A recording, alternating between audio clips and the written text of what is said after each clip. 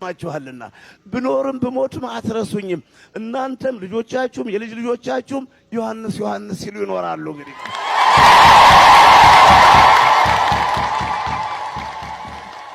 እንዴው ምሕረት ይላክላችሁ እንጂ እንኳን ታመማችሁ አትታመሙ አትመጡም ነበርኩ። የሰው እየረገመን እንዳትሉኝ አትታመሙ አትመጡም።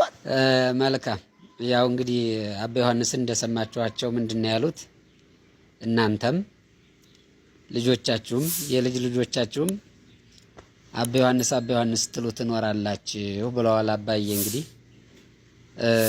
የአባ ዮሐንስን ፎቶ አሰርታችሁ የምትሰግዱ አላችሁ፣ ቲሸርት ማሰርታችሁ የምትለብሱ አላችሁ፣ ፎቶአቸውን በጸሎት መጻፋችሁም እየለጣጠፋችሁ ጸሎት የምታደርጉ አላችሁ። አባ ዮሐንስን የአሜሪካ ሆኜ እሳቸው ወንቅሸቱ ነው በመንፈስ መጥተው ፈወሱኝ የምትሉ ሰዎችም አላችሁና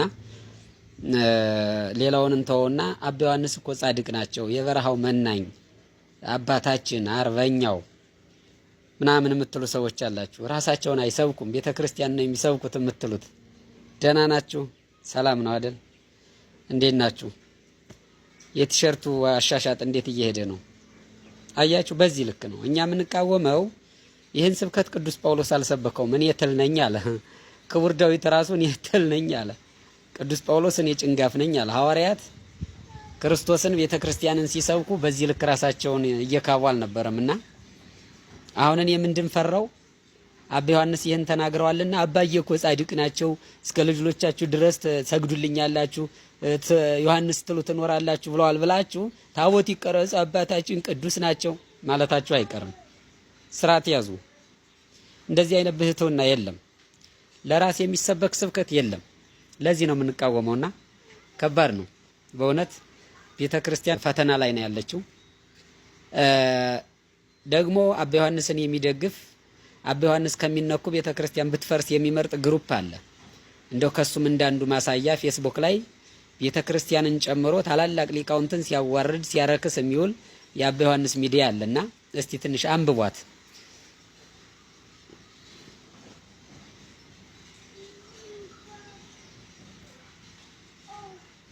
አዎ አሁን አባ ገብረ ኪዳን ስም አይጠቅሱም፣ እገሌ ነው አይሉም። ሐሰተኛ ባሕታውያን ተጠንቀቁ፣ ሐሰተኛ የወንጌል ሰባኪዎች ተጠንቀቁ፣ ሐሰተኛ ምእመናን ተጠንቀቁ እያሉ ሁሉንም በሚዳስስ መልኩ ትክክለኛውን ወንጌል ያስተምራሉ። ወንጌሉም ምን ይላል? ከሐሰተኞች ነቢያት ተጠንቀቁ ይላል። ወንጌል ሰባኪዎች መስለው ጠጉራቸውን አሳድገው ምናምን ይሄንን እንደው ጠጉሩን ደራርተው የሚመጡትን ሁሉ እነዚህን ተጠንቀቋቸው ብሎናል ክርስቶስና ይሄን ነው የሚያስተምሩት። በዚህ ልክ ግን ተመልከቱ። በቃ ጠጉሩ ያደገ ሰው ከተነካ አባ ዮሐንስ ነው ብለው ያስባሉ ደጋፊዎቹ ማለት ነውና ቤተክርስቲያን ታዲያ ፈተና ላይ አይደለችም? ከባድ ነው። ሰላም ዋሉ። ልዩነቱ ይሄ ነው ወገኖቼ። መንፈስ ቅዱስ ያደረባቸውና ዮሐንስማ ከኃጢአት የራቁት ከወላጆቼ ቤት ስወጣ የተወለድኩበትን አጥቢያ ቤተክርስቲያኑን ስለቅ ጌታ ሆይ ነበር ያልኩት። ብዙ ነገር አለመንኩትም። ከእንግዲህ ነፍሴን እንጂ ስጋዬን አልልም። ይሄ ነው ቃል ኪዳኔ። ገና በልጅነት በወጣትነት የኔ ቃል ኪዳን በቃ የማይለወጥ ነው። ማላደርገውን አላደርግም። የኔ ሁኔታ ማደርገውንም አልተውም። የኔ ተፈጥሮ እንክት ያለ ነው። ከማልሁ ቃል ከገባሁ ገባሁ። ከዛ ከተው ምንም ማድረግ አይቻልም። መልካም ያው እንግዲህ ለማታውቁት ነው እንደዚህ መረጃዎችን መሰጣችሁ። እንዴት ናችሁ ግን? ሰላም ናችሁ ደጋፊዎች? አባታችን እኮ ስለራሳቸው አይሰብኩም። ብቸኛው ድሃው ምናምን ጠጉራሙ የምትሉ ሰዎች ይኸው ከዚህ በላይ ራስን መስበክ አለ እንዴ? እኔ ጻድቁና ባሕታዊ ዮሐንስ ከማልኩ ማልኩ ነው አለ አባቴ። ከማለ የማይከዳ እግዚአብሔር ብቻ ነው። አዎ መሐለ እግዚአብሔር ወይ ይሄሱ አዎ እንጂ ሰው በየትኛውም አቅጣጫ ሐሳቡን ሊለውጥ ይችላል። ፈጣሪ አይደለማ። ሶስቱ ባህሪያት ካልተስማሙለት የሰው ልጅ ሐሳቡን ይለውጣል። እንግዲህ እርሰው ደግሞ ባህሪዎት አልተስማማለዎትም። ክርስቶስን ለመስበክ ተመረጡ፣ ራስዎትን በመስበክ ወደቁ ማለት ነውና እንዲህ ነው እንግዲህ አባታችን ጽድቅ ራሳቸው ጽድቃቸውን ይሰብኩልናል። አዚያ ተከታዩ ደግሞ አባዬ አቤት ኮመንቱን ብታዩት አቤት ያለ ስድብ። እናንተ ሰይፍ ብቻ እኮ ነው የቀራቸው። አንተ ደብተራ፣ አንተ ቅጠል በታሽ ይበጥስ ያባት ያምላ ቅጠል በታሽ ላይ እንዴ! ወዴት ነው ነገሩን የምትወስዱት? በቃ አባ ዮሐንስ እንዲህ ናቸው። የእሳቸው ብህትውና ይሄ ነው። ከማልኩ የማልከዳ እኔ በልጅነት የስመረጥ ምናምን። ኧረ እባክህ ደጋፊዎች ይሄን ፍቱና ወደ ቤተ ክርስቲያን ወስዳችሁ አስገጥሙት እንደገና ማለት ነው። ማንን መከተል እንዳለባችሁ፣ ማንን መስማት እንዳለባችሁ፣ የቤተ ክርስቲያን ድምፅ መስማት እንዳለባችሁ፣ ክርስቶስን መከተል እንዳለባችሁ እዚህ ውስጥ ይፍቱና አባ ዮሐንስ የተበተበባችሁን ትብታብ እዚያ በኋላ እንደገና በአዲስ ብትሰሩት መልካም ነው ለማለት ነው። ጌታዬ የወንቅ እሸቱ ቅዱስ ገብርኤል እየረዳኝ ነው፣ እኔን የረዳ ይርዳችሁ፣ እኔን የሰማ ይስማችሁ ነው የሚሉት። እዛው በላይ ከሆዱ አይወጣው እዚህ ቀርጻ መጣዋለች። ወንቅ እሸት ላይ ወንድ ነው ማለት ነው። የእያንዳንዱ ላሜራው 12 ቁጥር ምስማር፣ 9 ቁጥር፣ 6 ቁጥር ምስማር፣ ቤሳው፣ ላሜራው፣ የጠርሙስ ስባሪው፣ ጠጉሩ፣ እንደገና የተጻፈው ብራና፣ ቀለሙ ራሱ ከወዳቸው ባፍንጫቸው በጆሮ እስክሪብቶ፣ 3 አይነት እስክሪብቶ፣ 3 አይነት ቀለም የሚጽፍ አረንጓዴ፣ ቢጫ፣ ቆይ እንዲህ ባይናቸው ይወጣለ፣ ባፋቸው ይወጣለ ትልቅ እስክሪብቶ በደንብ እየተቀረጸ ድንጋዩ ሰው እንጀራ መጉረስ ያቅተዋል። አፋቸውን ፈርቅቆ ሲወጣ አለቱ ድንጋይ ታምር ነው የጌታ ስራ። እባቡ 2 ሜትር 8 ክንድ ከወዱ የሚወጣ እስከ ነፍሱ ድረስ ወዲያና ወዲህ እየተወናጨፈ ትሉ ቅንቡርሱ እያንዳንዱ ተቀምጧል። እሷ ግን ለምልክት የወንድሟ በወንድሟ ሆድ የወጣው ነው። ሰላም እንዴት ናችሁ? የተወደዳችሁ ውድ ኦርቶዶክሳውያን፣ ሰው የማትከተሉ ለሰው ፎቶ የማትሰግዱ ቤተ ክርስቲያንን የምትከተሉ ክርስቶስን የምታመልኩ ቤተሰቦች ሰላም ብያለሁ። በቀደም እንግዲህ ስለ አባ ዮሐንስ የተጻፈውን በተከታዮቻቸው በኩል ማለት ነው በጽሁፍ አንብበን ነበር። ዛሬ ሰውየው ራሳቸው ደገሙት ማለት ነው። እንግዲህ እግዚአብሔር ያሳያችሁ። እስኪ እናንብባቸው የተዘረዘሩት ከአንድ ሰው ሆድ የተገኙት ማለት ነው። እንግዲህ ላሜራ፣ ይሄ በሩ ማለት ነው። ይሄ ትልቁ በር ላሜራ 12 ቁጥር ሚስማር፣ 6 ቁጥር ሚስማር፣ 9 ቁጥር ሚስማር፣ ቤሳ፣ የጠርሙስ ስባሪ፣ ጠጉር፣ የማን ጠጉር እንደሆነ አላውቅም፣ የተጻፈ ብራና፣ 3 አይነት ቀለም፣ እስክርቢቶው ደግሞ 3 አይነት ቀለም የሚጽፍ ነው። በአይናቸው ወጥቷል፣ በአፏ ወጥቷል፣ በአፍንጫዋ ወጥቷል። አዚያ ድንጋይ፣ የትልቅ ድንጋይ፣ ቋጢ ድንጋይ። እባቡ ደግሞ 2 ሜትር አሉና 8 ክንድ። ከመቼ ጀምሮ 2 ሜትር 8 ክንድ እንደሆነ አላውቅም። እና ትሉ ቅንቡርሱ ይህ ሁሉ ከአንድ ሰው ሆድ ወጣ እያሉ ነው ምስክርነት እየሰጡ ያለው። ቆይ እስኪ እንደው በተፈጥሮ ሕግ እንሂድ እንበልና 12 ቁጥር ቢስማር አንድ ሰው ሆድ ውስጥ ገብቶበት ለደቂቃ መቆየት ይችላል? ለዚያውም እኮ 9 ቁጥር ተጨምሮ 6 ቁጥር ተጨምሮ ቤሳው ተጨምሮ የጠርሙሱ ስባሪ ተጨምሮ። አታጭበረብሩም ስላችሁ ምንድነው ታዲያ? ይሄ ሁሉ እንደው ወንድማችን ምንድነው ታዲያ? በምን መልኩ ይሄ ሆነ ካላችሁኝ ምትሃት ነው። እግዚአብሔር ምስክሬ ነው፣ ምትሃት ነው። በምትሃት ለህዝቡ እንደወጣ ተደርጎ ይታየዋል። ሴትዮዋ ላይ ግን ምንም አይነት ነገር አልወጣም። ምትሃት ነው። ሐሳዊ መሲህ በመጀመሪያ ምን ያደርጋል መሰላችሁ? በድንግልና ተጸንሼ በድንግልና ነው የተወለድኩት ይላል። ይህን የሚያደርገው ምን ለማድረግ ነው? ከክርስቶስ ጋር ራሱን ለማወዳደር። ታዲያ ይሄ ምትሃት ነው። ሐሳዊ መሲህ ሲመጣ የሚያደርጋቸው ምልክቶች ሁሉ እውነተኞች ሳይሆኑ ምትሃት ናቸው። ለዓይናችን የተደረጉ ይመስላሉ፣ ነገር ግን ምትሃት ባዶ። ስለዚህ ይሄ አሁን አባ ዮሐንስ የተናገሩት በሙሉ ምትሃት ነው። እግዚአብሔር ምስክሬ ነው ነው የምላችሁ። የጠርሙስ ስባሪ እጃችን ላይ ሲገባ እንዴት ነው የሚያደርገን? እንኳን ሆዳችን ውስጥ ይሄ እባቡ፣ ትሉ፣ ቅንቡርሱ ይሄ ምናልባት ሆዳችን ትላትል ሲፈጥር አይታወቅም። አንዳንድ የተረገሙ ሰዎች ስራይ ሲያደርጉብን እባቡ፣ ትሉ ሊወጣ ይችላል። ግን ቢስማሩ፣ እስክርቢቶ ቢክ ነው መሰለኝ፣ ለዚያ ነው ያስኳት። እስክርቢቶ፣ የተጻፈ ብራና፣ ቀለሙ፣ ጠጉሩ፣ ጠርሙሱ፣ ቤሳው፣ 12 ቁጥር ቢስማሩ፣ ላሜራው። አታጭበረብርም። ይሄን ነው የምናጋልጠው። በጽሁፍ አይደለም። በጽሁፍ ኤዲት ነው ልትሉ ትችላላችሁ። ሰው ጽፎት ነው ልትሉ ትችላላችሁ። ይኸው ደገመው ራሱ ሰውየው። ታዲያ ይሄንን እንዴት ነው ዝም የምንለው እኛ የቤተ ክርስቲያን ልጆች?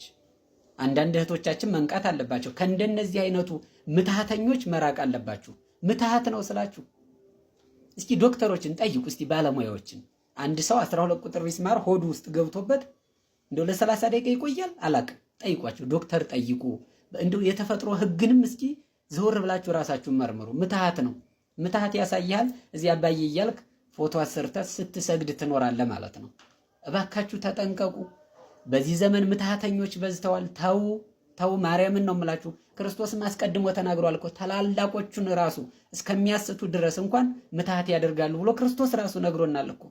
ታዲያ ለምንድን ነው የማንነቀው? ለማንኛውም አስረግጬ የምነግራችሁ ምትሃት ነው። ይሄ ሁሉ ነገር ወደ 12 ነው፣ ኧረ ወደ 15 አይነት ነገር ከሰው ሆድ ሊወጣ አይችልም ፈጽሞ ማለት ነው። ሼር፣ ኮፒ ሊንክ፣ ዲዩት እያደረጋችሁ ለአንዳንድ የዋሃን ምዕመናን አድርሱልኝ፣ እንዲነቁና ራሳቸውን እንዲገዙና ክርስቶስን እንዲከተሉ ከእንደነዚህ አይነት ድርጊቶች እንዲቆጠቡ አድርሱላቸው ማለት ነው። ሰላም እግዚአብሔር ከሁላችን ጋር ይሁን። ቤተክርስቲያናችን ከውስጥም ከውጭም የሚፈትኗት አካላት በዝተዋልና እግዚአብሔር ራሱ በምሕረቱ ቤተክርስቲያንንም ምዕመናንንም ይጎብኝላለሁ። አመሰግናለሁ። ሸር ማድረጋችሁን እንዳትረሱ። ቤተክርስቲያን ሰርቶ ማስረከብ ያስጠላል እንዴ? ባይሆን ማዳን ባትችሉ ለእናንተም በልባችሁ ጽላት ጻፉልኝ። ስትወልዱም ለልጆቻችሁ ንገሩልኝ፣ ልጆቻችሁም ለልጆቻቸው ይንገሩልኝ። ስለ እግዚአብሔር አደራ አላችኋለሁ። ግፌ መሬት ላይ መፍሰስ የለበትም። ግፌን ለትውልድ ሁሉ ንገሩልኝ።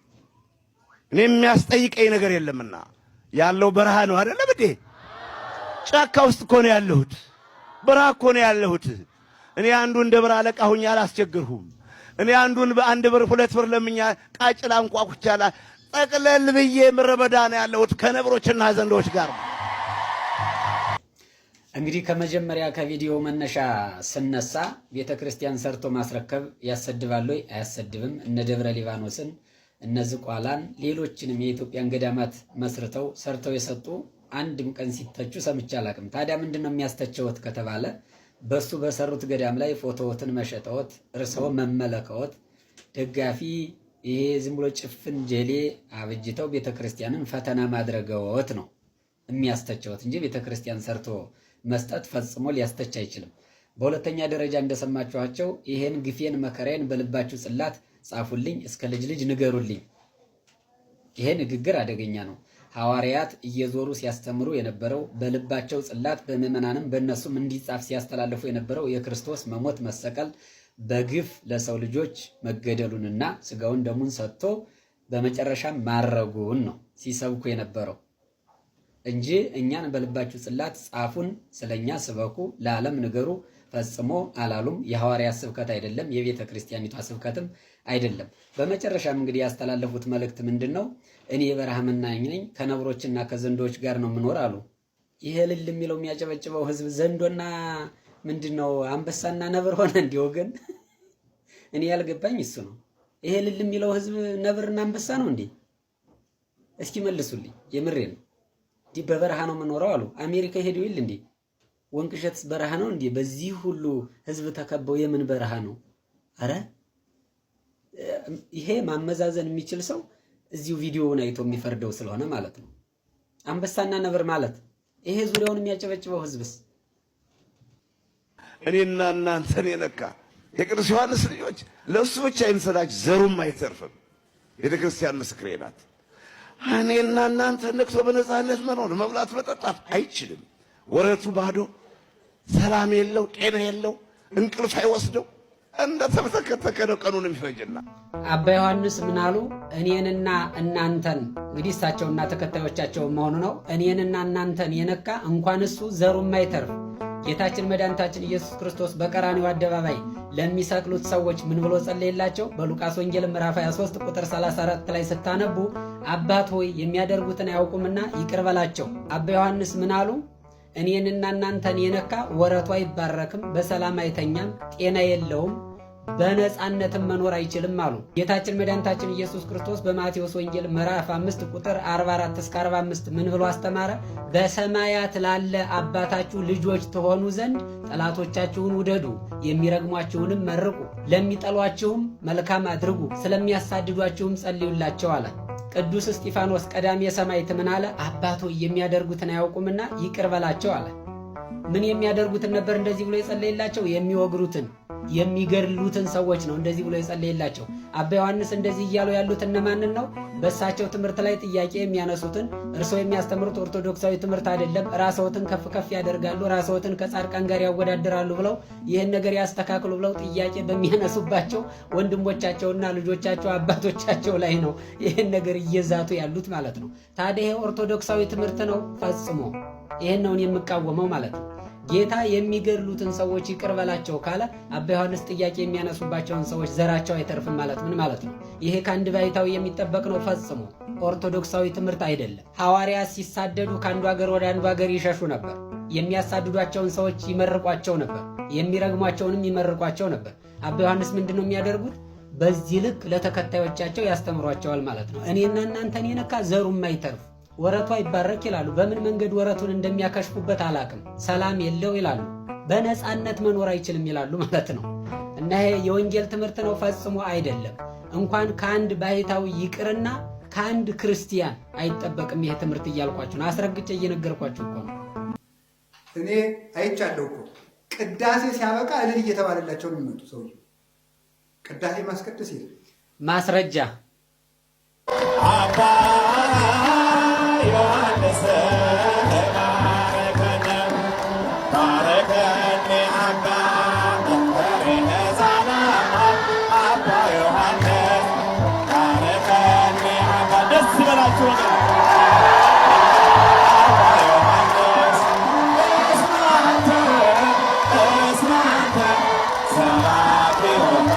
አባታችን እየባረኩን ነው። ደስ ይላችሁ። አባታችንን አመስግኑ። እግዚአብሔርን አመስግኑ።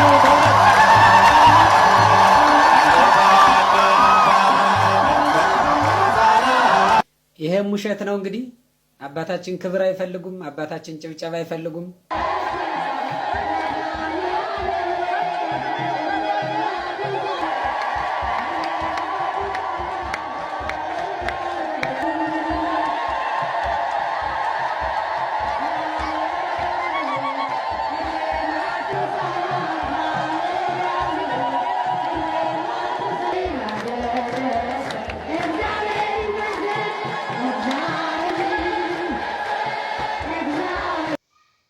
ሰላም የተወደዳችሁ ኦርቶዶክሳውያን እንደምን ሰነበታችሁልኝ? ሰላም ብያለሁ።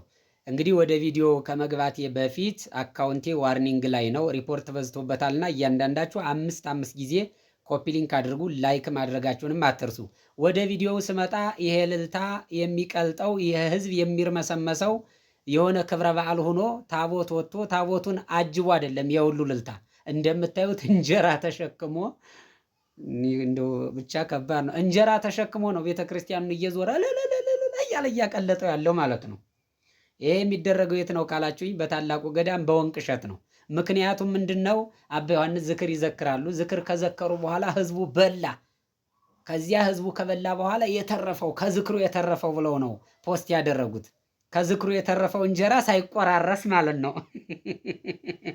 ይህን የሚያደርጉት አባ ዮሐንስን ከጌታ ትምህርት ጋር ለማነጻጸር ተብሎ ነበረ፣ ከወንጌሉ ጋር ለማገናኘት ማለት ነው። በማቴዎስ ወንጌል ምዕራፍ 15 ቁጥር 36 ጀምራችሁ ስታነቡ ጌታችን መድኃኒታችን ኢየሱስ ክርስቶስ ህዝቡን በለመለመ መስክ ቁጭ ካደረገው በኋላ ደቀ መዛሙርቱን የሚበላላችሁን አላቸው። ኧረ ጌታዊ ትንሽ ነገር ነው ያለን፣ 7 እንጀራና ጥቂት አሳ ነው ያለን፣ አምጡት አለና ካበረከተው በኋላ ህዝቡ ቁጭ እንዳለ አበርክቶ ያን 7 እንጀራና ጥቂቱን አሳ አጠገበው። ለዚያ ሁሉ ሺህ ህዝብ ማለት ነው።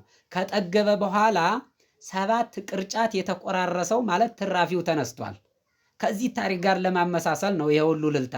ጌታችን መድኃኒታችን ኢየሱስ ክርስቶስ አበርክቶ ከመገባቸው ሰዎች የተነሳው ቁርስራሹ ነው እንጂ የታጠፈ እንጀራ አይደለም። ወንጌሉም እንደዚያ ስለሚል የአባ ዮሐንስ ተከታዮች ግን እንጀራውን አጥፈው ይዘው ነው እያሉ ቤተ መቅደሱን ቤተ ክርስቲያኑን እየዞሩት ያሉት።